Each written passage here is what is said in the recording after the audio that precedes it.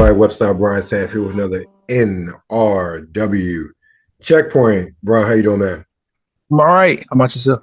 I'm doing all right. Ladies and gentlemen, to let you know, been off for a while. You haven't seen me. Unfortunately, I had a very big tragedy in my family, so I've been taking care of family over the past couple of weeks. But I'm back. I'm ready to rock. And Brian, Yes. Microsoft didn't help. No, Yo, what in the ever loving fuck? I don't know because I saw the article or an article saying that they was laying off these 9,000 people, but the reason that they gave for it was because they doing good, like the business is up. Yeah, exactly. Like, I'm like what kind of? But and we look at what's going on in this country right now. I don't know. Capitalism is like the thing. Everybody's trying to make more money at whatever costs. So I don't know. It don't make sense to It me, doesn't. but I'm pretty sure to whoever crunching the numbers that was like excellent. Yeah. And that's the saddest thing about it all. None Hmm. of this is a reflection of the business is going down because every time we've heard about quarterly reportings, particularly say in the past year or so, Hmm.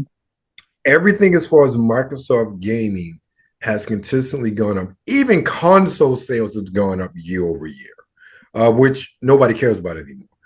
Right. So it's really crazy to me that then you announce 9,000 cuts. You Mhm. cancel Everwild and Perfect Dark, which Perfect Dark I was looking forward to. Yeah. A lot of Wow, people looking I forward could to care less that. about that. So many unannounced titles have been canceled. Again, unannounced or unannounced. We don't know about them. Right. Not saying I'm not worried about them per se, but who knows what could have been. Right. Um, multiple development teams have been hit. The Halo team, 50% of Turn 10 was let go. Turn 10, Mhm. aka Forza Motorsports. I'm like, what? Yeah. Um, Considering Microsoft's output this year, which is absolutely breakneck pace phenomenal as far as like the games, we talk about weekend games maybe every 3 weeks, not even every quarter. Mhm. It's game after game after game after game after Yes. game. And we talk about first party published. Mhm. It's really crazy to hear all of these great financial numbers from Microsoft, and then you hear 9,000. And 9,000 is, I think, I've read an article, 5% of total Microsoft, which is, we forget how big Microsoft really is. Yeah. Um, and to think, this is what, and I may be wrong, but this is maybe a total of, I may be high, Mhm. but I know it's over 10,000. But maybe over anywhere from 12 to 15,000 people let go in the past 3 years, if not two. Yeah. All the activists, I'm like, this is insane. At least it comes across as very insane. I don't know how the business works. I'm just a gamer. I sit here and with you and we talk about games every so often and we play games and we enjoy games. That's what we Mhm. do. I'm not a developer. I never have been, never will be. I am not some multinational corporation that, has 20 plus game studios that I own and have to manage IP. I'm not that dude. I'm not. So Right. I don't know the real nuts and bolts of how to run a game studio or whatnot. However, just what you said, a Mhm. business perspective, you're constantly saying how this division is making money. You're constantly touting how this division is growing. How, especially now that you're putting your titles on quote unquote competing consoles, you're making even more money hand over foot. Right.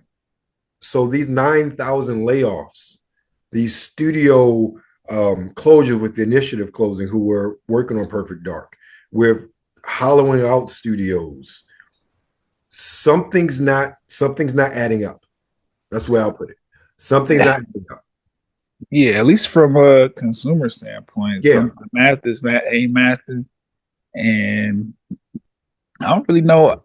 I don't, like you said, not a developer, don't run any game studios, never been in the on the corporate side of gaming, always consumer. But as a consumer, I have to wonder, like, what does this mean for gaming as a whole moving into the future? Because I have to think about it like this: if one of the biggest, if not the biggest, like gaming company is constantly slashing away at its workforce, does that mean less games are coming? Are we going to see a thing where certain genres of gaming begin to phase out because these companies are not working on that? They only focused on those money generating games like the 2Ks and the Call of Duties. It's anything they could stick a battle pass in there and get people to just throw money in there endlessly. Like what are we moving towards if the companies and the publishers and everybody that makes these games are like constantly under attack from the giants and losing their jobs? Like, Right. are we gonna get independent studios and other publishers that are not directly tied to these companies? Are they gonna rise up and like I don't know, support the gaming industry in a way we've never seen, or is this just a sign like, hey, gaming is becoming more streamlined? If the game can't make money every single day if after it's released, then they're not gonna put any time into it. I just wonder what it means. Because for me personally, I don't care for sports games. Like, 50% of turn 10 being fired, that's a big deal because they make one of the most popular games in the world.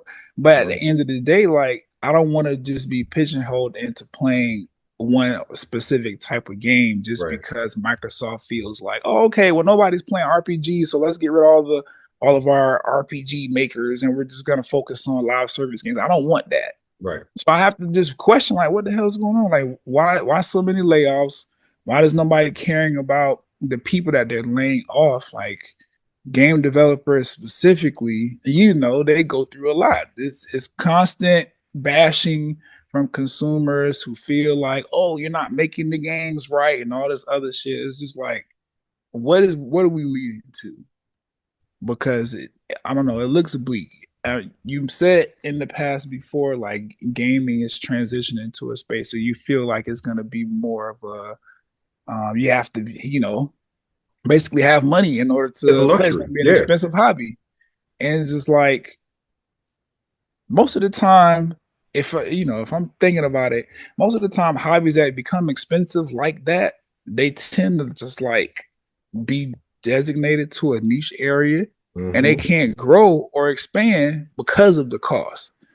You might want to get into like car I don't know, car modding and stuff, but the parts are expensive, so you like, whatever, I'm just buy my car off the lot, drive it how it is, and use it for what it's for. I Right. don't want the gaming to be like that. It should be accessible to everybody should be able to connect and have fun on this. But if you losing all of the people that make these games like all the time, like what are we gonna play?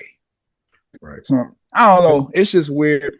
I think what you said though, and this is again, that's why I love our friendship and I love our conversations Mhm. because what you said is really the big question. What does it say about gaming? Online, all you see, and every week Xbox is dead. I'm like, I am so tired of Xbox is dead um, headlines. I'm like, can y'all talk about something else, please? Even in this, Xbox ain't dead because Microsoft making money, and all these cuts are so they can make even more money. So Right, it's not even the fact that they're getting out of the gaming business. But what you said, the question you posed is true. What does it say about the gaming business in general? Because you talk about, are we only going to get like a small niche or focused sort of games in certain genres? And we're seeing that on the side with Sony. Sony right, does not or has not put out any sort of wide genre breadth of games right, this generation. right, Everything has been very much, status quo. We had Returnal, which was like a roguelike, but they brought that studio right after like they launched it. mm, You got the Tsushima sequel side game that's coming out again. That cinematic sort of storytelling game. We got that new Insomniac game that's going to come out that people are hating on because the female protagonist like Asian and dumbasses. Anyway, yeah, but again, it's that same sort of mold. Um, when we see a little bit of bright light, fresh air with Astrobot from Sony is Hmm. great. But even that game, and again, I may be incorrect in quoting this, but I don't believe that game sold more than like 3 million copies and is heralded as a success, which is great. 3 million copies is a lot. Yeah. It's a lot. However, it is not this. When you look at the install base of the PS5, 3 million copies ain't crap. Nah. That's not even 10% of the install base. That's is that even 1% of the install base? And again, I'm not saying that's a bad thing. That's a great number. But No. it you do ask the question, you ask that question, what does it say for gaming as a whole? I would say even right now, Microsoft as a first party publisher has the most diverse sort of games in their catalog, personally speaking. Um, you know, definitely, yeah, more than anybody. You know, Nintendo doesn't have that sort of diverse catalog. They Hmm. have their lane and they stick to it, and that's why we had that discussion and issue a couple weeks ago about Switch 2 and the bullshit regarding that. But I think in many respects, I think what you said is true. You're definitely seeing a streamlining of things. You're seeing a streamline of things with Microsoft, especially as the integration of Steam and other PC platforms come into play. Um, Yeah. you are going to see, which I don't think this is a bad thing, a de-emphasis on the console, as in the console is a way of locking people in. I Mm-hmm. don't think that's a bad thing. I just want to make No. sure if you're going that route, all my console games I've been playing for the last 25 years and in my library still work. That's Right. what I care about. Yeah. But so I think that's part of it. And that's sort of telling where the industry is going in many respects.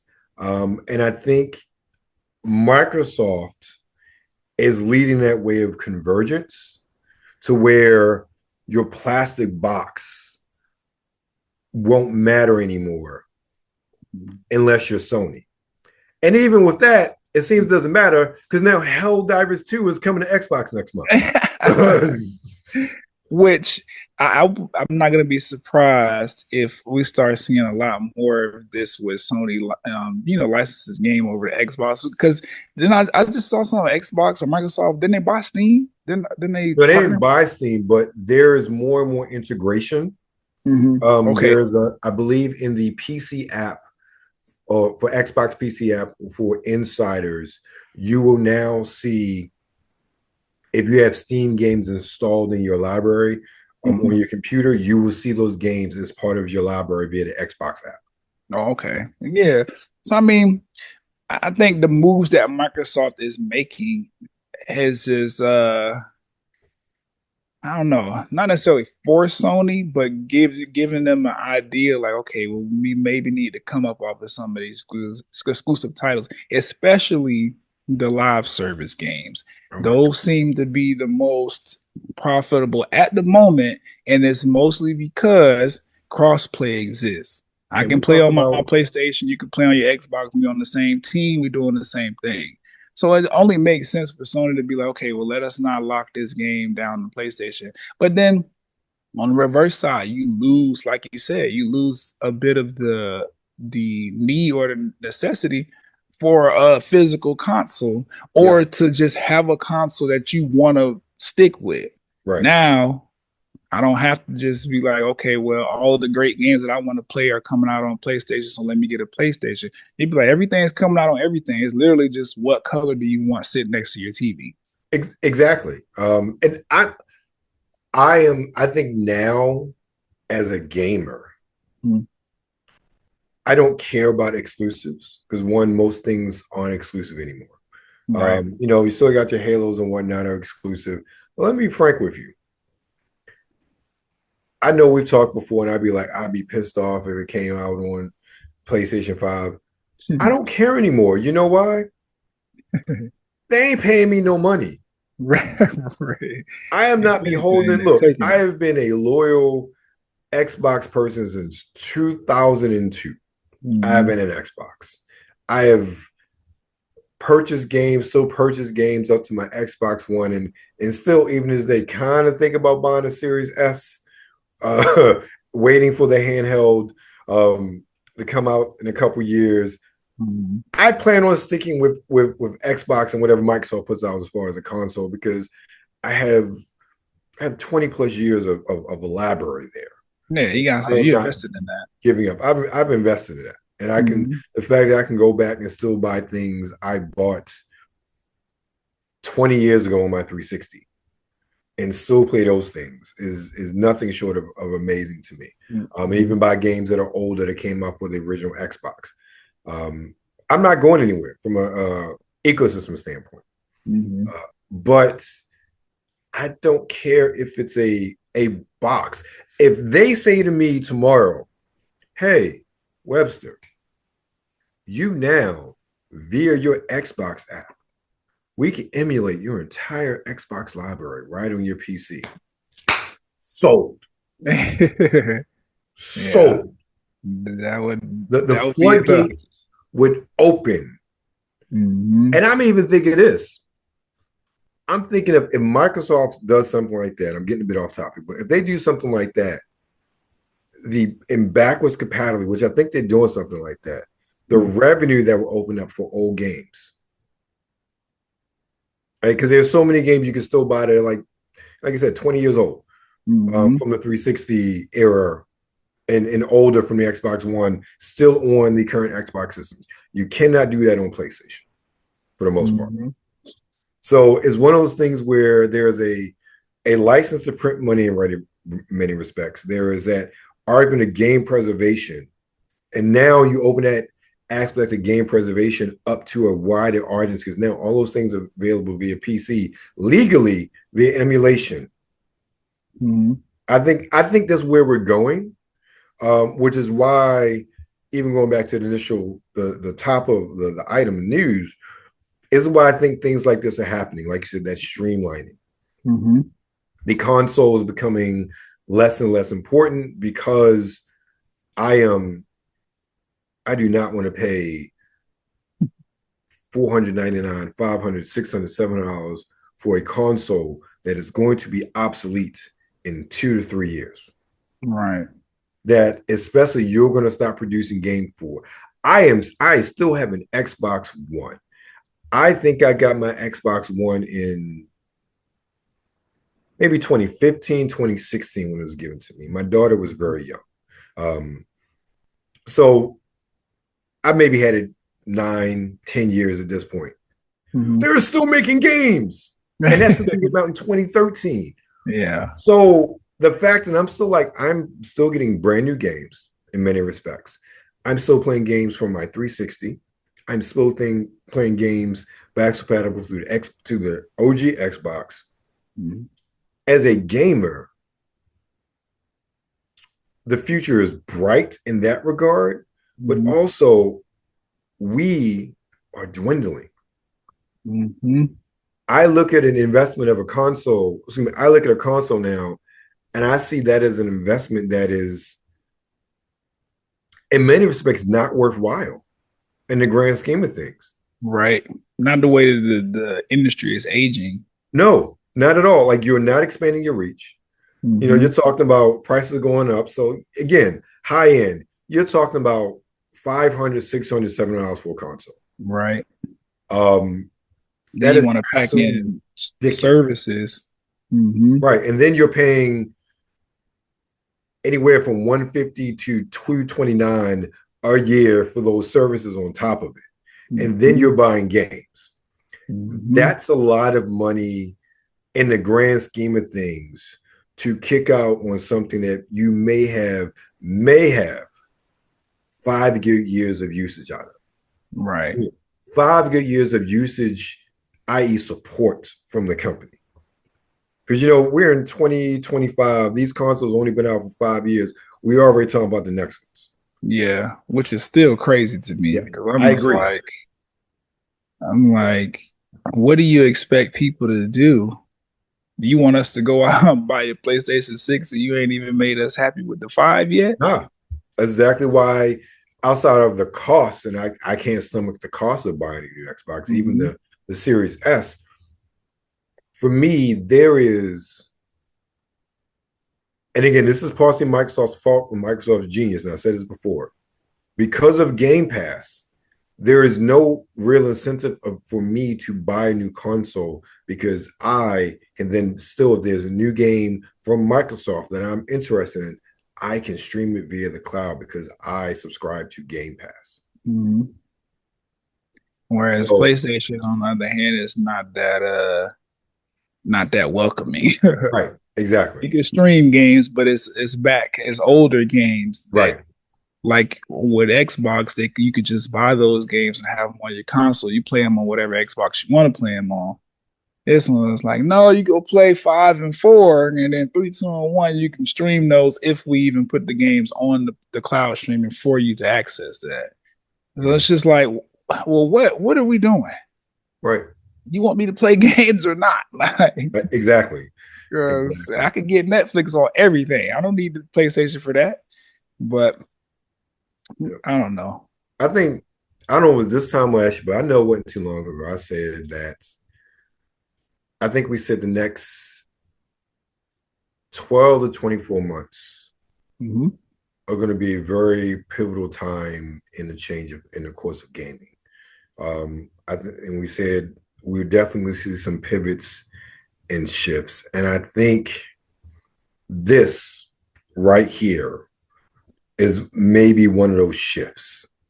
Definitely. Not just the layoffs, but also even Helldivers 2. And again, Helldivers 2 is a Sony published game, but it's not a first party studio. So therein lies the distinction there.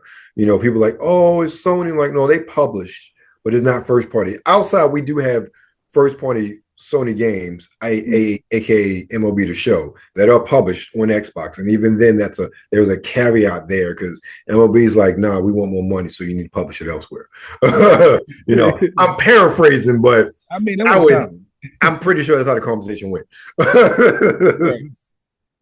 So, but I think we're definitely still pivot. Like this is one of those pivoting moments. And, you know, we haven't really seen a lot from Sony.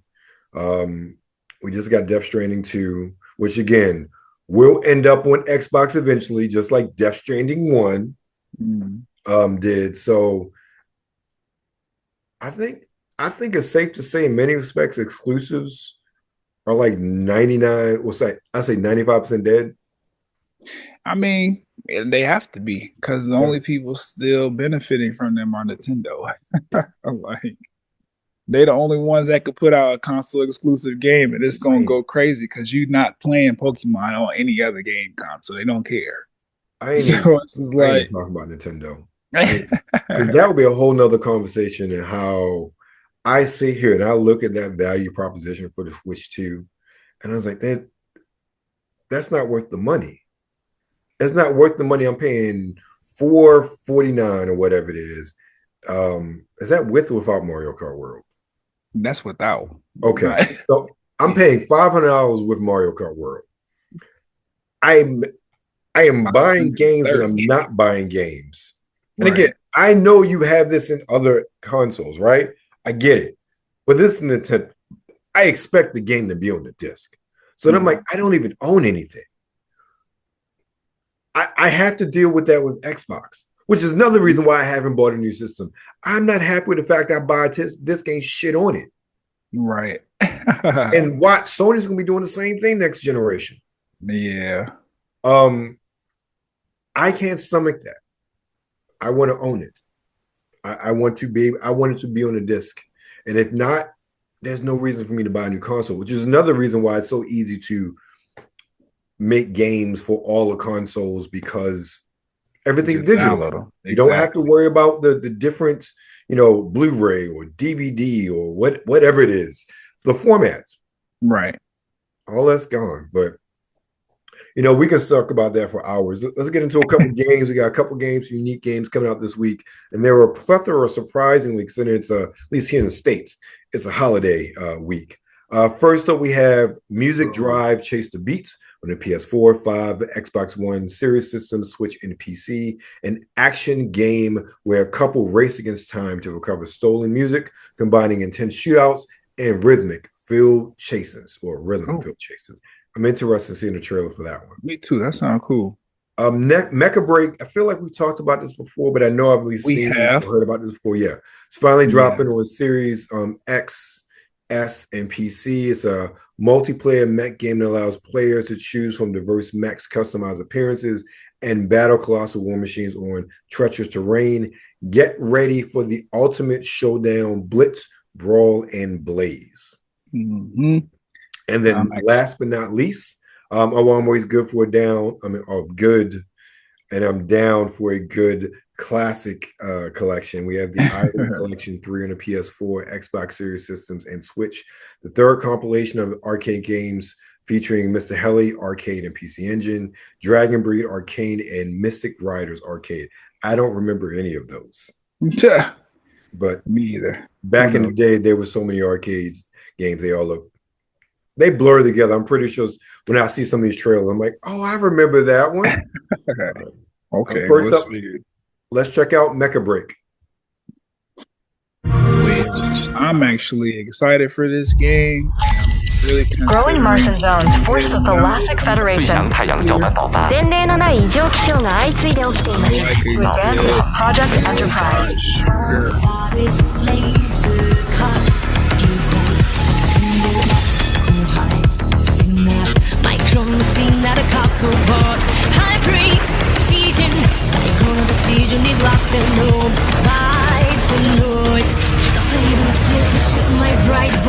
Gonna see your action side. Navigate to the port with that zone. Guess messing out the meat, the magnet foot. I'm told you gotta leave a fresh beat high. I should bring it back, be must be one. This is the economy leads to what you might to needs. Just like each other leaves. God, really nice for glory. Spot me up and storm it. That's a shit to know it. Discharge your sunshine. God, I'm bleeding. Just don't get to board it. Nazi, but not no dog.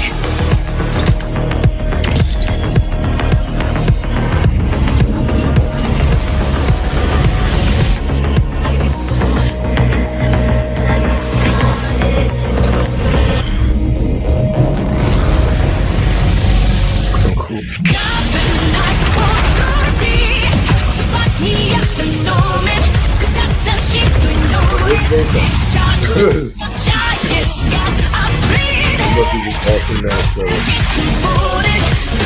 Which I don't know. I've seen gameplay for this, and they would do certain better by putting some gameplay. Gameplay looks great.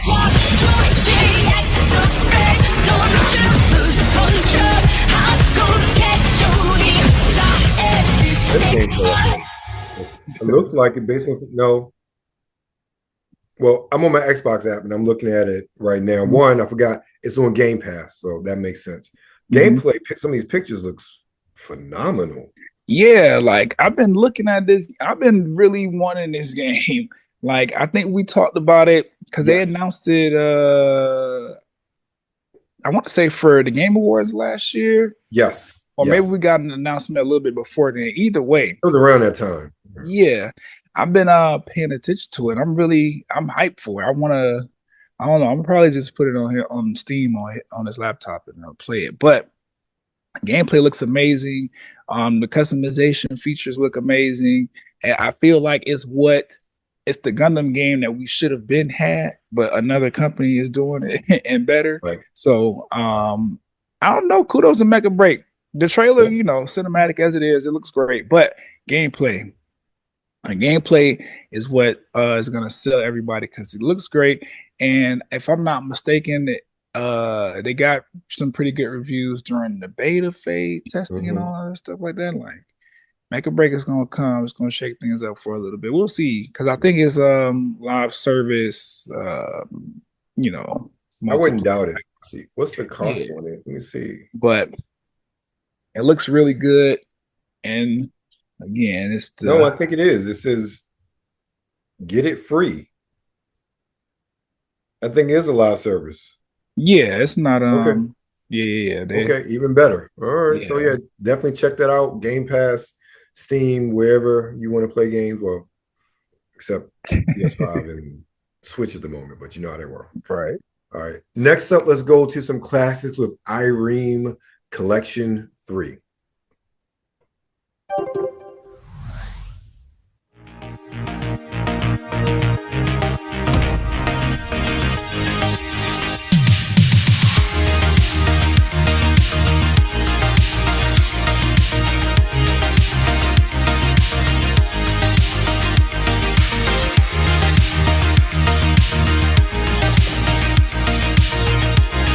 I don't remember this one. Yeah, I mean, predecessor to Mega Man. It can't be a predecessor.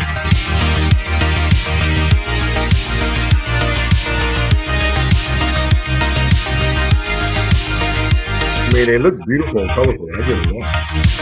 They're very vibrant. Yeah. Never played this. I heard it. Oh, 1992. Yeah, I would have missed that one now. Yeah, definitely. For my arcade career started.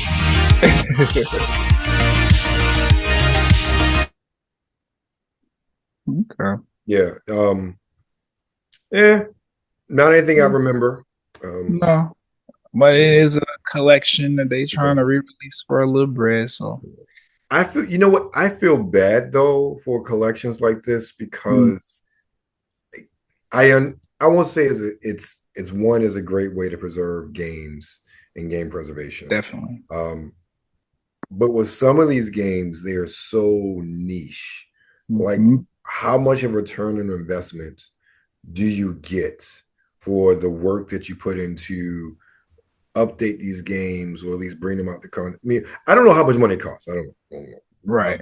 But you have to wonder, in my opinion. Yeah, but, definitely. Yeah, Sporting is not free. Yeah. Right. For every Capcom Fighting Collection 2, which is awesome, you have like 10 of these Irem collections. Which, speaking of, before we jump into the next trailer, yes, did you? Because I think this was announced while we were like away for a second.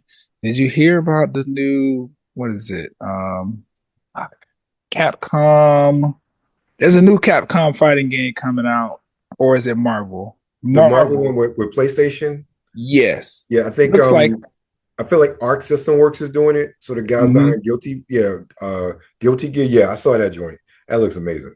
It looks fantastic. Yeah, it does. I'm mad it's not Marvel vs. Capcom. What 4? Yeah. Sure, I'll take it. That'll come eventually. Right. All right. And last this week we have probably the game I'm looking forward to seeing the most. Music Drive Chase the Beat. Now the premise of this one sounds great. Yeah.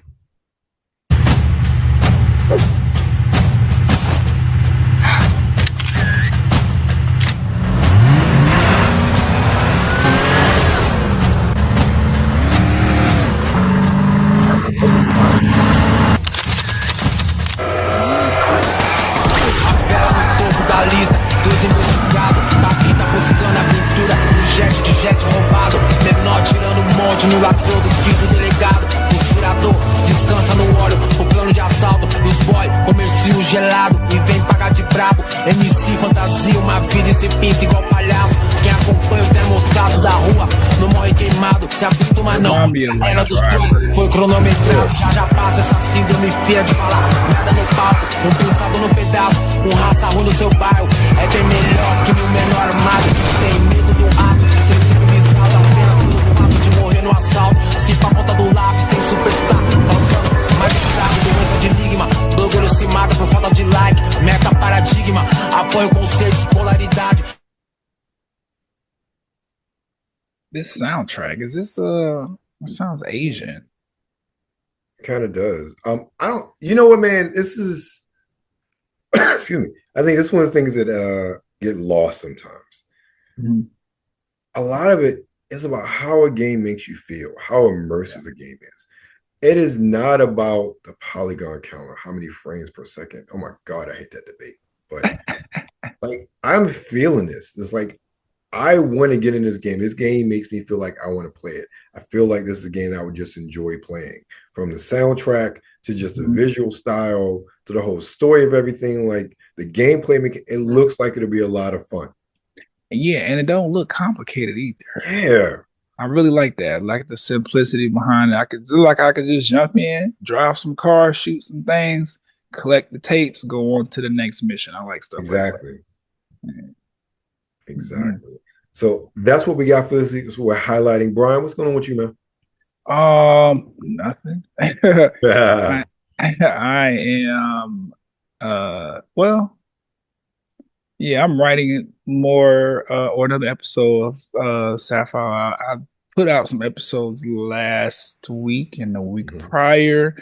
Because I've been enthralled in the music a lot lately. Especially waiting for these games. I'm still playing Expedition 33, which is amazing, by the way. I don't know if you've gotten into it. Something I noticed, a lot of commentary on the visuals of the game, which it looks amazing. Right. But the music is really good as well. And I did not expect that. I'm very, very happy about that. The score, phenomenal. But other than that, I'm just kind of chilling. I'm still in like my travel season right now. So I don't have a lot to say until after things happen, but I'm having fun. Understood. What about you? Let's see. My coverage from BlerdCon ended on the 23rd of June. So with everything that's been going on, which Greg said, stuff being published, right. I got to get back to all of the stuff that I haven't touched. So my interview with Kimmy from Optilucent Games is talking about Pick Me, the AI game that drops as of this recording tomorrow. And then I'll be dropping my interview with Jessica Cage from, that interview with Kimmy is from PAX East, which I attended in March. And then interview with Jessica Cage from AwesomeCon back in April, dropped Monday. And then as of right now, what I have done, the Jay and Silent Bob game will be coming out on my site, but it came out on Nerds of the World about a month or so ago. So if you ain't see it there, check it out when it comes out next week over on Webster Style. But that's coming up right now. Trying to get back to swing of things, so you'll see a lot more content that I've been sitting on coming out over the next couple of weeks. But that's for us, which you are Nerds of the World. Make sure you follow us on social media. Twitter at the NRW, Instagram News Wednesday. Of course, you're currently on YouTube, so make sure you like, share, and subscribe.